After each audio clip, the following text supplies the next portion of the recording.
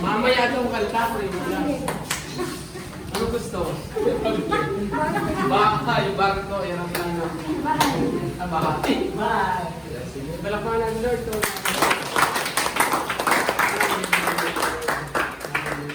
Panginoon, maraming salamat po, Panginoon Diyos. Dahil ngayon kami ay sama-sama, Panginoon, para makipagsaya, Panginoon, sa kaarawan ng lima na pangkayatian namin.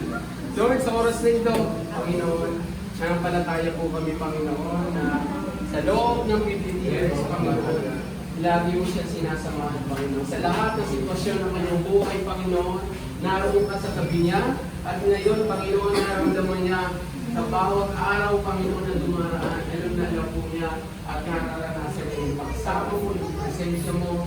Kaya, Panginoon, sa buhay niya, wala na siyang mahihiling pa, Panginoon Diyos. Lord, kabuuan ng buhay niya, ikaw, Panginoon. Kaya hayang manatili sa kanya, paigtingin mo ang kanyang pananampalataya, at hayaan mo sa bawat araw, maranasan niya yung iyong presensya, yung Holy Spirit, Panginoon Diyos, Lord. Patuloy na magpalakas sa kanya, magpatibay sa kanya, dahil naniniwala po kami, Panginoon, napakalaki ng programa at plano mo sa buhay ng kapatid namin.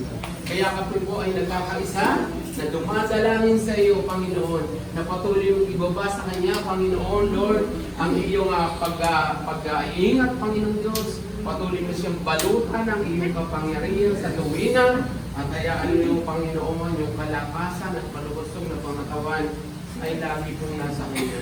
Dahil, Panginoon, ito po ang aming nagkakaisang dalangin sa iyo, na sa buhay niya, Panginoon, kasama po kami niya. Sa bawat sitwasyon ng kanyang buhay, nasa likuran niya kami, Panginoon Diyos, Lord. Hayaan mo kami maging encouragement sa kanya sa mga panahon na dumarating yung Panginoon niya, Panginoon, matagpuan niya ang kalakasan sa pamagitan ng aming mga buhay, Panginoon. Lord, naroon yung aming panalangin sa kanya, Panginoon, na sa bawat araw, Panginoon, hayaan mo na patuloy na paglalakin niyo siya, Panginoon Diyos. Lord, yung pinakamalagang bahagi ng buhay niya, na laging gusto niya, ikaw ang kasama niya, ikaw ang kapiling niya, Panginoon Diyos, Lord, hayaan mo, Panginoon, na ito yung pagkaloob mo sa kanya. Kaya sa pamagitan ng iyong Espiritu, Panginoon, narito at kasama ka namin sa lugar na ito, hayaan mo, i-celebrate po namin ang pagkakataong ito, Panginoon, Lord, nabuuin mo ang relationship namin, Panginoon, sa iglesia ng ikaw, Panginoon. Manatili, Panginoon, ang pagsama mo, Panginoon, sa bawat araw na darating, Panginoon, pag-isahin mo kami, Panginoon Diyos. Unite mo po kami as one body of Christ, Panginoon, nagkakaisa, narito ang aming pagsasamahan, narito yung pag-ibig namin, palaganapin mo, hayaan mong hindi lang dito makaabot ang habag at awa mo, kundi ito may parating rin po namin doon sa labas, doon sa maraming mga tao na nangangailangan sa iyo.